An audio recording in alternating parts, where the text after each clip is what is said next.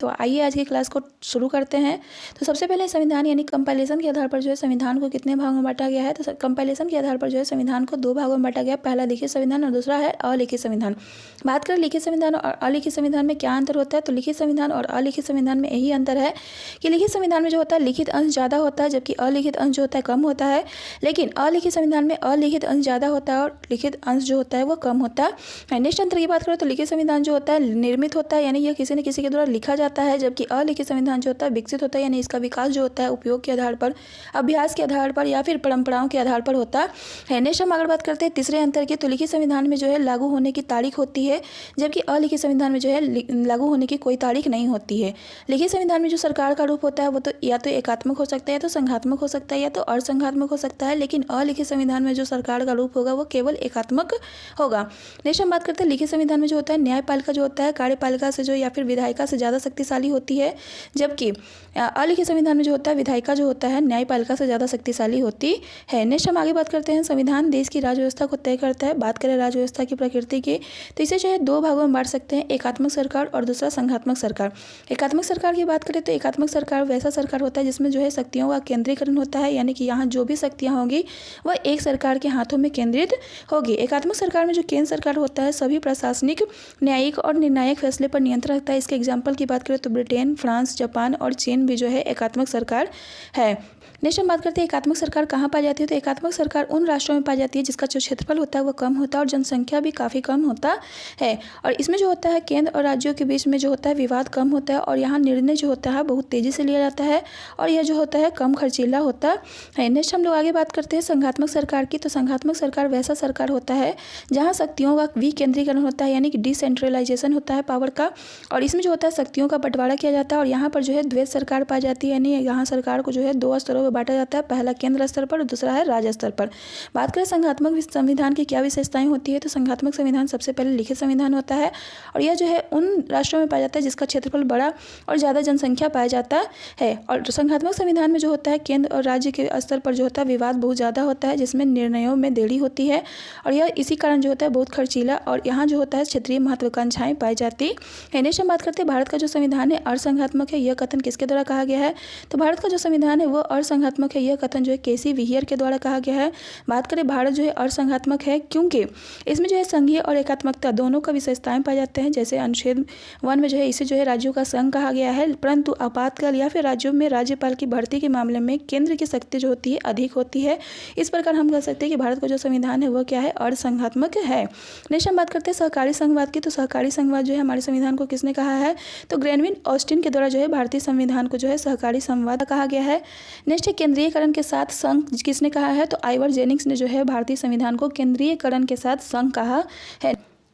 Next हम बात करते हैं परिसंघ क्या है। तो परिसंघ एक ऐसी राजनीतिक व्यवस्था को कहते हैं जिसमें 2 या उससे अधिक लगभग पूर्णतः स्वतंत्र राष्ट्र समझौता करके बाकी दुनिया के साथ एक ही राष्ट्र की तरह संबंध रखता है, उसे ही हम लोग परिसंघ कहते हैं। इसके एग्जाम्पल के रूप में हम लोग यूएसए को ले सकते हैं। जैसे यूएसए जो था 4 जुलाई 1776 को जो है ब्रिटेन से आज़ाद हुआ था, और यहाँ जो है अमेरिकी क्रांति की शुरुआत हुई थी।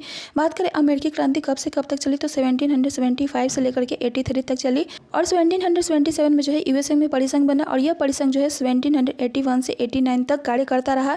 लेकिन 89 में जो है यह खत्म हो गया, क्योंकि 89 में जो है यहाँ का संविधान बन चुका था। बात करें अमेरिका जब स्वतंत्र हुआ तो इसमें जो है 13 कॉलोनीज थे जो कि एक परिसंघ के रूप में कार्य करते थे।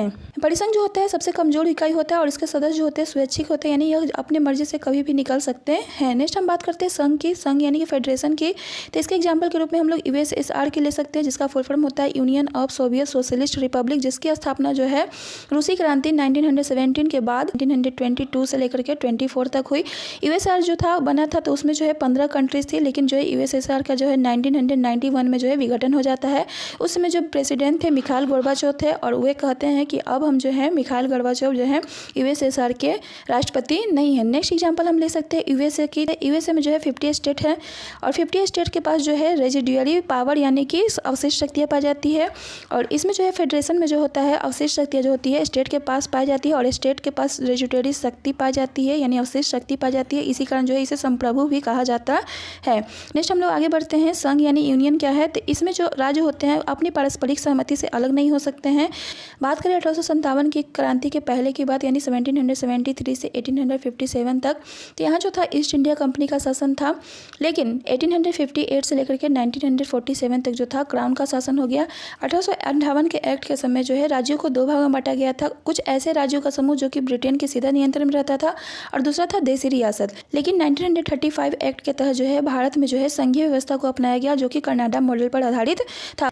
नेक्स्ट हम बात करते हैं संविधान जो होता है देश की सरकार के स्वरूप को बताता है। बात करें सरकार की, तो सरकार 3 तरह के होते हैं: संसदात्मक सरकार, अध्यक्षात्मक सरकार और अर्ध अध्यक्षात्मक सरकार।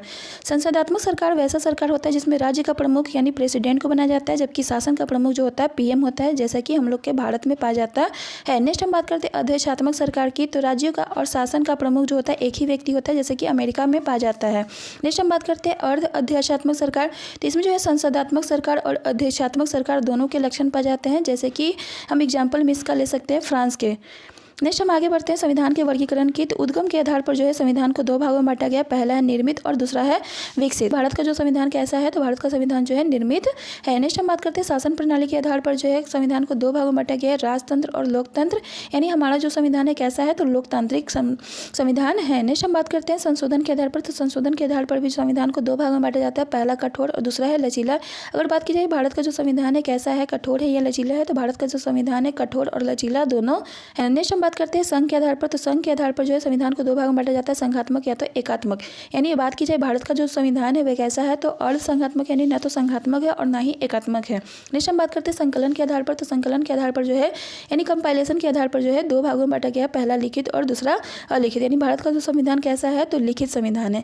नेक्स्ट हम बात करते हैं लिखित संविधान और अलिखित संविधान जो है कहाँ कहाँ पाया जाता है, तो लिखित संविधान के एग्जाम्पल हम लोग ले सकते तो यूएसए, फ्रांस, पाकिस्तान। और भारत का जो संविधान है वो लिखित संविधान है। बात करें यूएसए के संविधान की, तो यूएसए का संविधान जो है 1789 में लिखा गया था और यह जो है सबसे पुराना लिखित संविधान भी है। नेक्स्ट हम बात करते हैं अलिखित संविधान की, तो इसमें जो है ब्रिटेन, कनाडा, न्यूजीलैंड, सऊदी अरब और इजराइल आता है।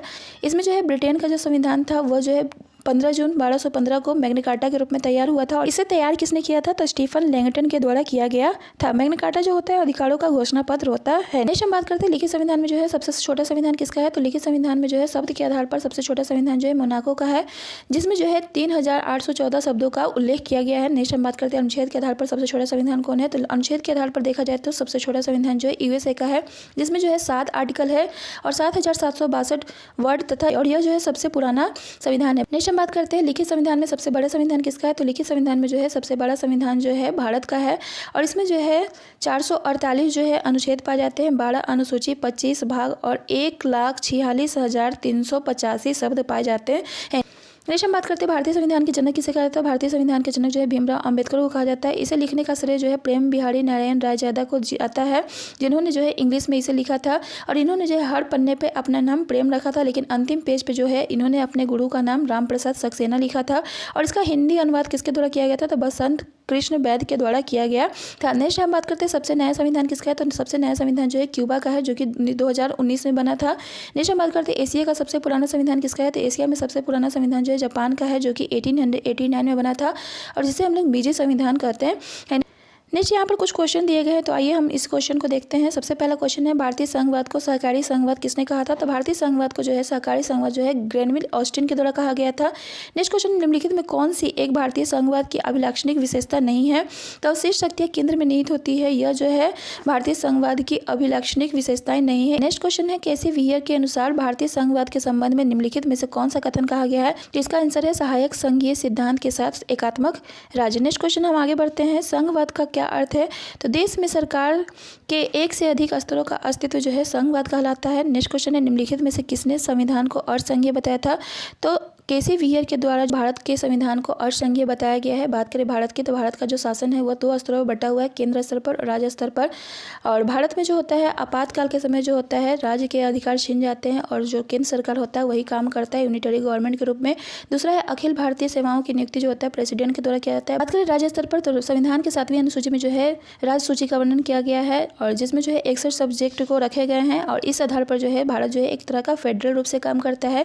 यानी भारत जो है ना तो पूरी तरह से यूनिटरी है और ना ही पूरी तरह से फेडरल है, यह जो है एक क्वासी फेडरल संविधान है। नेक्स्ट है भारतीय संविधान में सरकार का असंघीय रूप खाली स्थान संविधान से लिया गया है। तो भारतीय संविधान में जो सरकार का असंघीय रूप है वह कनाडा के संविधान से लिया गया है। बात करें आयरलैंड के संविधान से क्या लिया गया है, तो आयरलैंड के संविधान से जो है राज्य के नीति निर्देशक सिद्धांत, राष्ट्रपति के निर्वाचन की पद्धति, राज्यसभा के सदस्यों को मनोनीत करने की प्रक्रिया जो है ये सभी जो है आयरलैंड के संविधान से लिया गया है। जबकि संयुक्त राज्य अमेरिका की बात करें तो संयुक्त राज्य अमेरिका से मौलिक अधिकार, न्यायपालिका की स्वतंत्रता तथा ब्रिटेन के संविधान से एकल नागरिकता और संसदीय प्रणाली ली गई है। नेक्स्ट क्वेश्चन है, निम्नलिखित में से कौन भारतीय संघीय प्रणाली की विशेषता नहीं है, तो भारतीय संघीय प्रणाली की विशेषता नहीं है एकल स्तरीय सरकार, यह जो है भारतीय संघीय प्रणाली की विशेषता नहीं है। इसके अलावा विवादों के निपटारे के लिए स्वतंत्र न्यायपालिका, लिखित संविधान और केंद्र और राज्यों के बीच शक्तियों का विभाजन जो है भारतीय संघीय प्रणाली की विशेषता है। नेक्स्ट हम लोग आगे बढ़ते हैं। तो आज के लिए बस इतना ही।